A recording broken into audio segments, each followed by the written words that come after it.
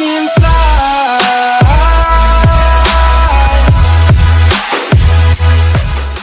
También se encuentra hoy con nosotros, pues la verdad es un hermano que yo admiro porque Sí, él tiene respeto. unas buenas predicaciones.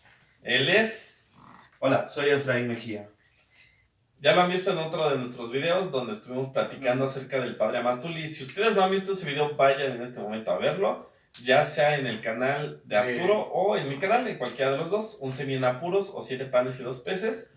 Y allí está este video donde hablamos sobre el Padre Amatuli. Pero bueno, hoy vamos a hablar de un tema muy importante y es el Adviento. Así que no se vayan porque va a estar muy bueno. Así ¡Volvemos! es. Ahí está tu video. Bueno, pues ya estamos de vuelta y a ver, vamos a empezar a platicar acerca del Adviento. Vamos a empezar a ver con Arturo. A ver, Arturo, para ti, ¿qué es el Adviento? Pues bueno, amigos, el Adviento para mí es un tiempo de reflexión, es un tiempo también de espera, porque dentro del año litúrgico tenemos dos esperas. La del Salvador y cuando vamos a acompañar también a Jesús en el camino hacia el Calvario. Pero en este tiempo estamos en la espera de su llegada. Entonces, prepararnos de alguna manera u otra, de manera ya sea espiritual, de manera humanamente hablando, con el ayuno, con la oración, con las buenas acciones, con el ser hermano con los demás, en ver a ese Cristo que van a ser, porque tenemos la tradición, desgraciadamente, que solamente nos preparamos para recibirlo en nuestro hogar, pero en un lugarcito, en un rinconcito. Entonces decimos, pues este año voy a ponerlo, no sé, en aquel rincón. Y solamente nos quedamos con esa parte de que sea bonito, de vamos a comprar el heno y las cosas así. La corona de Adviento, en mi casa, en mi familia, no la acostumbramos como en otros lugares. De hecho, ni siquiera el árbol de Jesé. Puede ser ¿Cómo es el árbol de Jesé? El árbol de Jesé es lo que representa ¿cómo se llama? El tronco de David. El tronco de David, la descendencia Del reinado. del reinado de Jesús.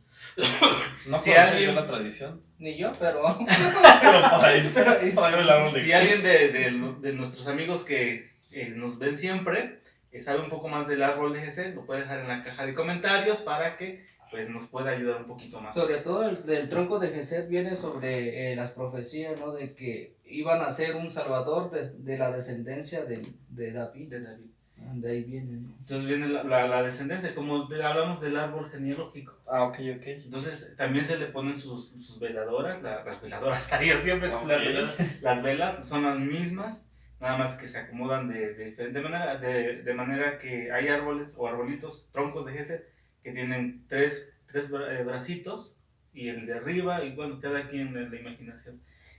No creo que sea tan nuevo para algunos, pero yo creo Para que mí sí es ustedes, nuevo. Pues también Árbol de para mí. Jesé. Bueno, ¿Tú lo conocías, Efraín? Sí, había escuchado algo. entonces, bueno, en mi casa no se acostumbra, solamente les decía, esta parte del preparar el lugar, pero últimamente hay un seminarista en casa, pues ya ha cambiado un poquito, porque pues ya es prepararse también en el sentido de que vamos a preparar el rosario cuando se tiene que arrullar y cosas así, ¿no? Ya mi familia pues, empieza a ir a misa, porque antes no son tan asiduos de ir a Pero misa, pues ya con pero ya un con un hijo seminarista en seminarista, casa, pues pues ya se van. Entonces la preparación o la forma de vivirse el Adviento, pues ya va cambiando, porque es esta manera de prepararse. Y, a ver, gatito. What's man? Bueno, para mí, hace ratito platicábamos en el grupo de vida sobre este tiempo de Adviento, que más que nada los signos y algunos, se puede decir, símbolos en colores se reflejan mucho también al tiempo de Cuaresma, y los dos tiempos nos ayudan también a prepararnos, pero con un diferente sentido, ¿no? El tiempo de Cuaresma un poco más como de penitencia, de sacrificio, y el tiempo de Adviento es una espera, pero con la esperanza de que Jesús va a nacer en nuestra vida, en nuestro hogar. ¿O no, hermana Efraín? Por supuesto. Claro, eso es lo que particularmente esperamos, ¿no? Para mí es un tiempo muy lindo, porque imagínense ustedes ¿En qué otra época del año uno puede, por ejemplo, eh, prender la radio y escuchar que hay música que habla de la llegada del Emanuel? ¿En qué otra época del año uno, por ejemplo, podría invitar a los amigos a convivir, a compartir algo? Pero no solo para la cuestión material, sino para hablarle a esta gente que quizá todavía no sabe en qué consiste la verdadera fiesta de la llegada del Señor. ¿En qué otra época del año podemos nosotros escuchar que hasta los que no son cristianos, ateos incluso, tararean las canciones navideñas sin saber lo que están diciendo? Es un tiempo hermoso, es un tiempo que nosotros, más que preparación de quizá cosas meramente materiales, tenemos que ensanchar el corazón de alegría, porque estamos esperando algo enormemente grande, el Salvador del mundo. Este no es cualquier cosa, este no es cualquier acontecimiento, es un acontecimiento que se dio en la historia, y sin embargo nosotros no celebramos una fecha, celebramos un hecho grande, que cuando logra tocar el corazón del hombre, evidentemente que te transforma totalmente. Y esto es lo que de pronto yo siento que le está faltando al pueblo cristiano católico actualmente. Profundizar más en el hecho de que si te enamoras de ese acontecimiento maravilloso, tu vida evidentemente no va a ser la misma en adelante. Entonces, para mí el Adviento es este tiempo de oportunidad, yo lo llamaría así, ¿no? Yo comentaba con Alice hace un momento que nosotros hablamos de 4 semanitas de preparación. No, en realidad, si nos vamos a profundizar en la historia, el pueblo de Dios del Antiguo Testamento, el pueblo judío, el pueblo de Israel, tuvo que pasar siglos en esa espera. Siglos, o sea, no es una cosa así sencilla. De pronto eso es lo que no valoramos, y por eso pensamos que es algo transitorio y nada más. No, son grandes etapas, ¿no? Las que pasan. Pues si vamos al Evangelio de Mateo, en el capítulo 1, se puede encontrar claramente la genealogía de Jesús en 3 grandes generaciones de 14, digamos, etapas. Se marca la historia, empezando con Abraham. Imagínense hace cuánto tiempo. Abraham, y luego vamos a pasar por Isaac, por Jacob, por José el Soñador, por Moisés, por Saúl, por David, por Salomón, por José el Carpintero, por la Virgen María, hasta que por fin tenemos el momento crucial en la historia, descendiente de todo este linaje, el Mesías, el Salvador, Jesucristo. Una de las cosas que de pronto no captamos también es la cosa de ¿por qué decimos Jesús y por qué decimos Cristo? Porque a veces decimos Jesucristo. ¿Cómo está la cosa? Bueno, Jesús es el nombre que recibió literalmente porque así fue la orden, ¿no? Le dijo Dios a través del ángel, le vas a poner el nombre de Jesús. Así se llama, Jesús. El niño Jesús. Y Cristo significa Mesías, significa Salvador, el ungido. Y esto ya estaba anunciado desde el Antiguo Testamento, 700 años antes de Cristo. Isaías había dicho ya, ¿no? Y una virgen concebirá y dará a luz un hijo y le pondrán por nombre Emanuel. Isaías 7:14. Isaías 7:14. Ahí lo Isaías 7:14. Isaías 7:14. Sí. Isaías 7:14. Entonces, no estamos celebrando algo que empezó ayer. Estamos ante un acontecimiento que lleva siglos y siglos de preparación. Por eso nosotros ahora, con 4 semanitas, pues no podemos hacer mucho. Lo que sí podemos hacer es ponerle todo el empeño por hacer las cosas bien, para que en esta Navidad en realidad podamos experimentar el amor más grande que Dios nos ha manifestado en la llegada de su Hijo Jesucristo. Yo pienso que empezamos este domingo ya, ¿no?, el tiempo del Adviento, que significa pues espera de algo especial que viene. Es advenimiento, venida. Entonces, para nosotros no es que Jesús va a volver a nacer humanamente hablando, Él lo va a hacer de una manera espiritual en nuestros corazones. Pero sí es un tiempo también para aprovechar y hablarles a aquellos que no conocen aún de Jesucristo, que ha nacido en nuestros corazones, y que pueden hacer también en los de ellos. Sí, precisamente yo creo que este es un tema muy extenso, muy extenso, pero quisiera tocar ahorita dos puntos principales. Uno de ellos, y ahorita lo mencionabas tú, yo creo que es que a veces se nos ha olvidado reflexionar el misterio de la encarnación. Porque a veces, y no por demeritarlo, pero estamos muy concentrados en el misterio pascual, en el misterio del sacrificio de la cruz. Pero dice un autor, que ahorita no recuerdo el nombre, pero lo estás viendo tú, dice un autor, un gran teólogo, que el sacrificio de nacer, el sacrificio de hacerse hombre, aquel eterno se limita a un tiempo, aquel omnipotente toma la fragilidad de la carne, aquel que es la sabiduría tiene que aprender a caminar, tiene que aprender a hablar, tiene que tener la necesidad incluso de que le den de comer. Y O sea, eso es algo grandísimo y yo creo que incomprensible aún hoy en nuestros días. ¿Cómo es posible que el creador del universo se haga un niño, se haga niño? Y ese es un misterio grandísimo y maravilloso que lamentablemente a veces no valoramos y lo vemos, como decías precisamente tú, como algo transitorio, algo que no impacta en nuestra vida, pero esto es lo más grande que puede existir. Es un hecho sin precedentes en la historia. Y aquí en nuestra religión católica no se trata de que uno busque a Dios como en cualquier otra religión. Hablamos de las religiones históricas, dígase musulmanes, judíos, hindús, budistas.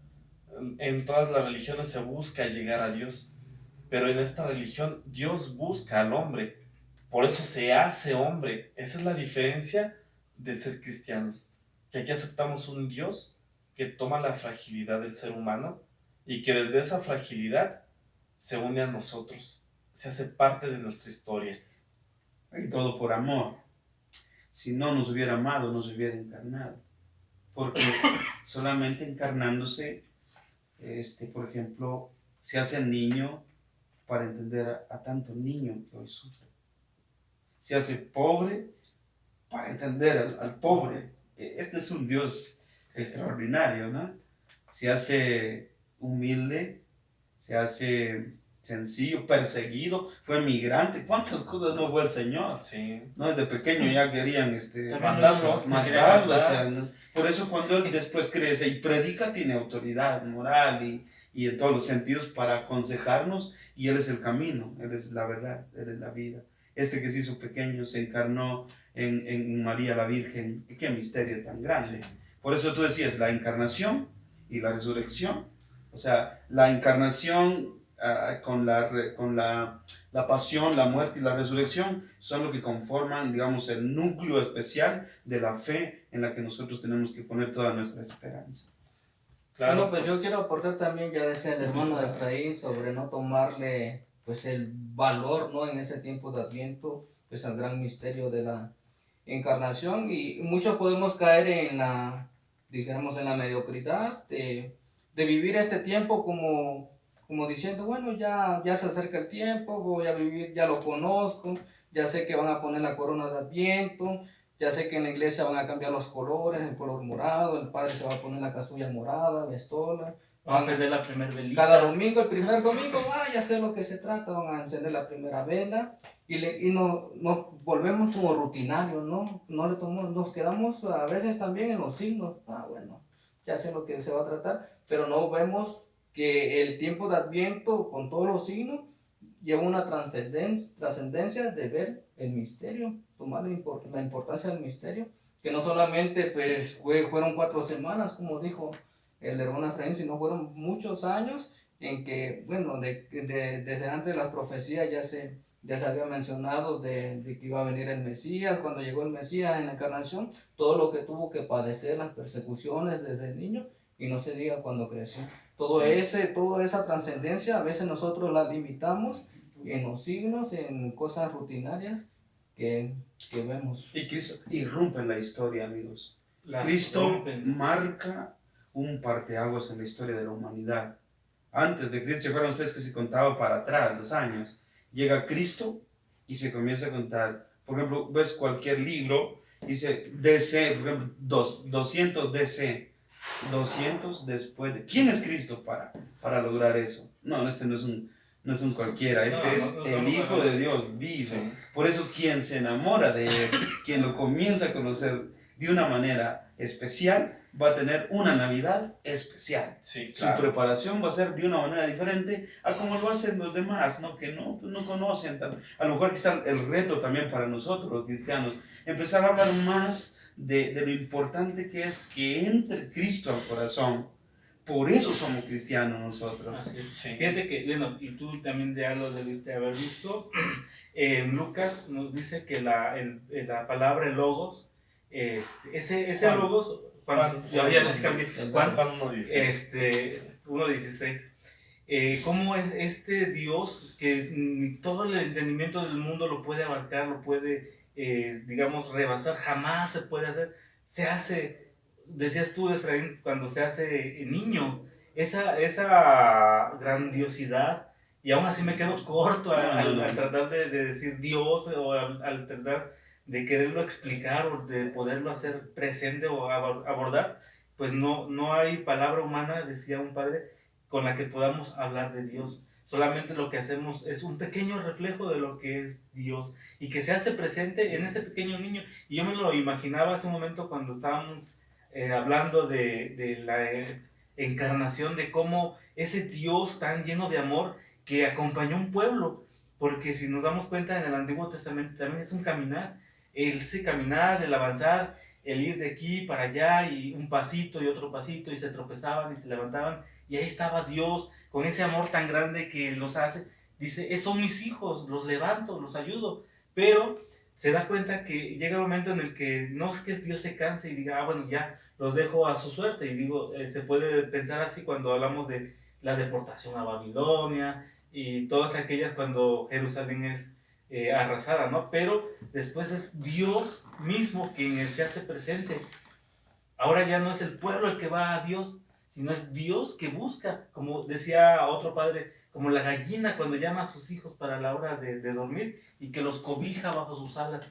Así es como Dios está en el momento en el que, cuando hace presente a su hijo, es Claro. estos hijos míos, estos que quizás no son de Jerusalén, quizás no son del pueblo de Israel, pero todos somos parte de esa gran familia que Dios ha querido tener bajo sus alas y que nos da su amor y que nos lo manifiesta, y que cada vez que nos levantamos y que respiramos nuestro primer aliento en la mañana, ahí se hace presente.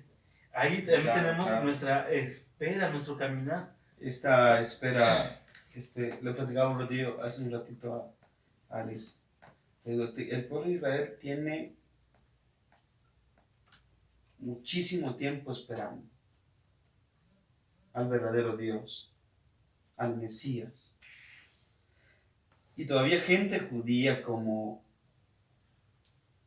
Ana, ¿se acuerdan de la historia de Ana en el capítulo 1 y 2 de San Lucas? Ana y Simeón, judíos que esperaban la llegada. A mí me impresiona la historia esta de Simeón, que esperaba, dice la palabra. Él estaba esperando, y un día, cuando menos lo esperaba, llegó María y llegó José con el niño en sus manos. Y entonces él tiene la dicha de recibirlo y tenerlo en sus manos. Imagina cuánto tiempo esperó este hombre, ese momento. Y cuando lo encuentra, exclama de esta manera tan impresionante. ¿No se acuerdan cómo dijo Simeón? Ahora, Señor. Ahora, Señor, puedes Puedes dejar dejar a a tu tu siervo siervo irse en paz. irse en paz. ¿Por qué? ¿Por qué? Porque mis ojos Han visto a tu Salvador. Luz para alumbrar a las naciones y gloria de tu pueblo Israel. Es genial, amigos, porque el encuentro con Cristo te puede dar un verdadero descanso. Mi invitación, ¿cuál es, hermanos, y a todos los que si un día nos van a ver y se quieren motivar? Miren, solamente en el encuentro con Cristo, la verdad llega al corazón, el descanso puro llega al corazón. Y uno puede decir, si ya vi a Cristo, si estoy con Cristo, me enamoré de Cristo y Él es todo para mí, si hoy llega la muerte, puedes dejar a tu siervo irse en paz. Es de descubrirlo, ¿no? Descubrir a Cristo. Como decías tú, enamorarse. Tener, Sí, lo sí. tienes no solamente en tus manos, sino que te hace parte de ti, porque cuando ahora sí que estás preparado y vas a la misa y participas de la Lo comunión, comulgas. lo comulgas, lo haces tuyo, él te hace, se forma una sola persona, y tenerlo no solamente lo tienes en las manos, sino que es parte de ti. Es claro. de parte Y de tu que ser. te impregnes de su amor, de que te sientas cobijado por él. Pues yo creo que es una experiencia que no se iguala a cualquiera. Y ese podemos tomar como ejemplo, digamos, los caballeros, pero las mujeres, Ana, está en la Biblia también. Ana, fíjense que ella estuvo casada y a los 7 años de su matrimonio falleció su marido. Ella se pudo haber casado otra vez y sin embargo la palabra de Dios dice que ella se metió de lleno a servir al Señor. Ella estaba en el templo y hacía ayuno y hacía oración y alababa al Señor, y cuando llegó el momento de que nació Cristo, ella tenía alrededor de unos 84 años. Ella también vio a Cristo. Entonces se emocionó tanto y después dice que ella predicaba en el templo y le decía a la gente, no, el Mesías ya vino. Y decía, entonces esta viejita está chiflada. ¿No? O sea, también la espera para nosotros tiene que representar esto, el hecho de que tengamos ese encuentro, pero que lo anunciemos a los demás. Hay millones y millones de católicos, oye, bien lo que estamos diciendo, católicos que no conocen a Cristo. ¿Y cómo puede ser esto? Si alguien dice que es católico y va a misa, sí, pero igual que como algunos de nosotros quizás le hacíamos antes, preparábamos la Navidad, puras botellas, puro alcohol, pura tontería, y Dios no nacía para nada. Sí, No nacía para nada. Sí. Entonces no conocemos a Cristo. Entonces ahora necesitamos una auténtica fe, un cristianismo más vivo, más puro, donde haya convivencia, pero una convivencia donde pues, sea Dios el que rija. Sea Dios quien esté. Precisamente, como ustedes saben, pues existen 3 tipos de Navidad, ¿no? La Navidad histórica, que es esta de la que hablamos, de la espera del pueblo de Israel, que esperaba al Mesías durante muchos siglos. Esa es la Navidad histórica, y Cristo se hace parte de la historia. De hecho, la parte en 2, la historia, como decía ahorita Efraín, hay un antes y un después de Cristo. El segundo tipo de Navidad es la Navidad que nosotros tenemos como recuerdo, a la que le pusimos fecha, que es el día 25 de diciembre. Es una Navidad que nosotros estamos recordando, es un recordatorio. Pero al mismo tiempo también esta Navidad tiene que conllevar una Navidad cotidiana, una Navidad donde día con día nosotros estemos dispuestos a que el Salvador nazca en cada uno de nosotros. Y de ese modo lo vamos comulgando. Y finalmente una tercera Navidad, que es la parucía, esperar la segunda llegada del Señor.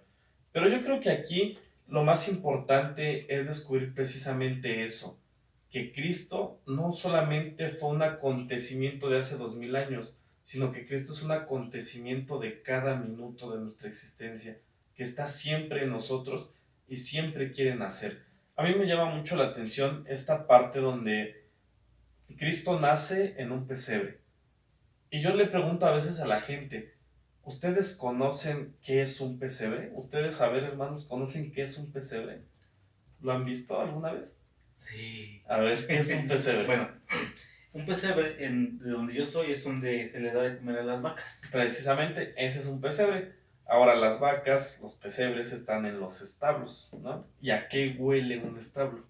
A A vaca. vaca. Son olores precisamente de animales, ¿no? Olores a veces de excremento, Guajolote, de, pollo, sí, patos, de excrementos de marranos. varios animales, son lodos, son moscas. Si nosotros vamos a un establo, a veces pues hasta nos podría dar asco, ¿no? Llegar y el olor Como el que penetrante a viene el veces seminario. de orina, de excremento, de basura, etc. Y ahí nació el Salvador.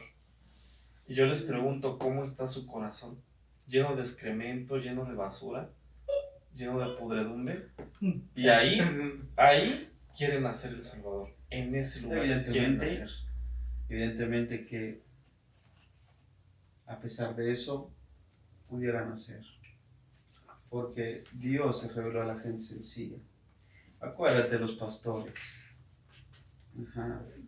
Entonces, en medio de esa sociedad, del pecado, en medio de tu realidad tan baja, ahí también Dios actúa. Se hace Eran pastores, estos amigos que recibieron el anuncio y se emocionaron tanto y su vida cambió. Sí, precisamente el pastor es esa representación del puente entre lo divino y lo humano. Y el pastor es una figura que va a ir siempre acompañando la palabra de Dios. Otra cosa que a mí me impresiona, y lo dijo hace un momento Arturo, esta parte de que el Logos se hace carne, ¿no? El pueblo de Israel, en el tiempo que iban en el Éxodo, saliendo, los acompañaba una nube, que era la presencia de Dios, ¿no? Donde caminaba la nube, caminaba el pueblo, donde se detenía el pueblo. Y entonces Dios le pide a Moisés hacer una morada, porque él quería vivir entre su pueblo. Y esa morada se le conoce como el Shekinah, que era la tienda del encuentro. La tienda del encuentro. Y a mí me estremecen las palabras con las que inicia el Evangelio de San Juan.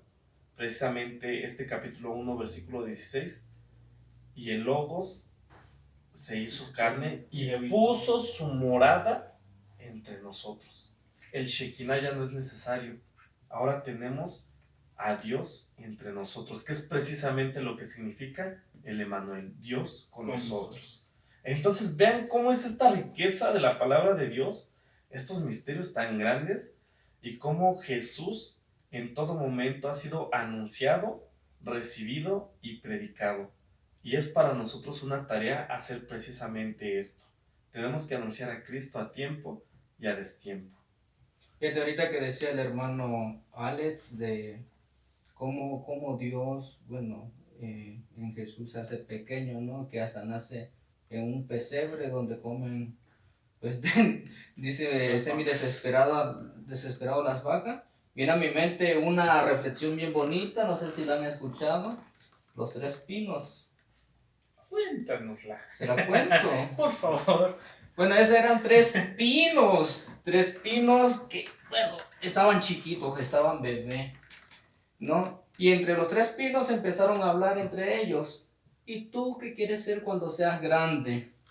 El primer pino dice, mira, yo quiero ser, cuando crezca, quiero que me conviertan en un cofre donde se guarden los tesoros más valiosos del mundo.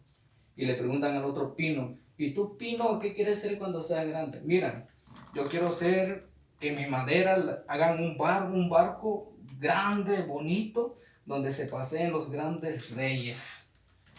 Y tú, tercer pino, dice, ¿tú qué quieres ser cuando seas grande? No, dice, yo quiero que no me corten, yo quiero crecer, ser el pino más alto, que cuando la gente me mire, recuerde a Dios.